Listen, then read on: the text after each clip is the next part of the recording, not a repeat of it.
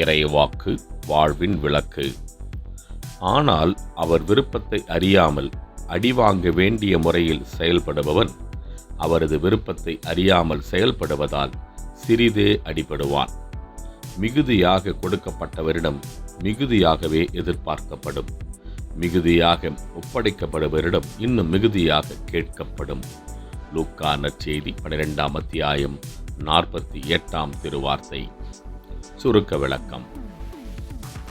ஆண்டவரை அவர் தம் திருப்பணியை குறித்து தெளிவில்லாமல் அறியாமல் செய்யும் தவறுகளுக்கு தண்டனை குறைவாயும், ஆண்டவரை நன்கு அறிந்தும் பல பொறுப்புகளை பெற்றும் அவர் பெயரை சொல்லி திருப்பணியில் பெரும் கேடுகளை ஏமாற்று சித்து வேலைகளை செய்யும் ஒவ்வொருவருக்கும் தீர்ப்பு நாளில் மிகுதியான தண்டனையும் வழங்கப்படும்.